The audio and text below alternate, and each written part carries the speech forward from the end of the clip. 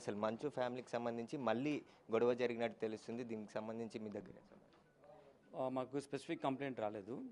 First initially complaint చెప్పారు, మళ్ళీ వాళ్ళు లాడ్ చేయలేదు. దిల్ కమ్ బ్యాక్ అని చెప్పారు. సో కంప్లైంట్ లాడ్ చేసినప్పుడు మేము తప్పకుండా చట్ట ప్రకారం చర్య తీసుకుంటాం. మొత్తం ఎన్ని కేసులు నమోదయ్యాయి మన దగ్గర? ఆయనకి ఇప్పటివరకు నోటీసులు ఏమైనా జారీ చేయలేదు? టోటల్గా 3 కేసెస్ ఉన్నాయి. బోత్ ద పార్టీస్ నుంచి వచ్చిన కంప్లైంట్ ప్రకారం 3 కేసులు రిజిస్టర్ అయినాయి. దాని తర్వాత మేము ఒక నోటీస్ ఇచ్చాం బిఎన్ఎస్ఎస్ 126 సెక్షన్ ప్రకారం ఫర్ సెక్యూరిటీ బాండ్ ఎగ్జిక్యూట్ చేయడానికి ఫర్ గుడ్ బిహేవియర్. ఆయన యాక్టివిటీస్ పీస్ అండ్ ట్రాంక్విలిటీ సొసైటీకి నష్టం కాకుండా విధంగా ఈ సెక్షన్లో ఉంటుంది.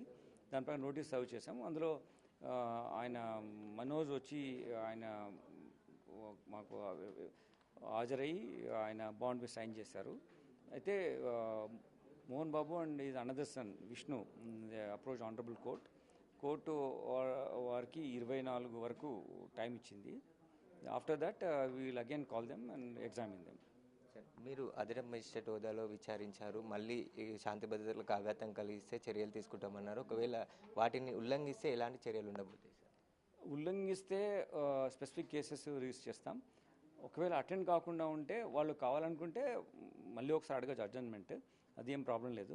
బట్ మా ఇచ్చిన నోటీస్ను వయోలేట్ చేస్తే మాత్రం వారెంట్ ఇష్యూ చేయడానికి అవకాశం ఉంది. సార్ మోహన్ బాబుకి సంబంధించి ఎన్ని వెపన్స్ ఉన్నాయి సార్? మన దగ్గర ఏమైనా లైసెన్స్డ్ ఉన్నాయి సార్? రాచకొండ నుంచి ఏమీ లైసెన్స్ లేదు. ఆయన మమ్మల్ని ఎప్పుడూ వెపన్ కోసం అడగలేదు.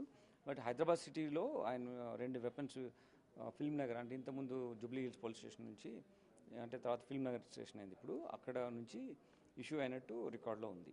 డిపాజిట్ చేయమని నోటీసులు ఇచ్చినట్టు వాటిని డిపాజిట్ చేశారా సార్ సంబంధం? ఒక వెపన్ డిపాజిట్ చేశారు. ఆయన దగ్గర ఉన్న వెపన్ ఆయన డిపాజిట్ చేశారు. ఇంకొక వెపన్ ఇక్కడ ఆయన ఇంట్లో ఉంది. ఆయన బయోమెట్రిక్ ఆయనే వచ్చి అప్లై చేస్తేనే ఇవ్వాలని ఉంది కాబట్టి సో విల్ సీ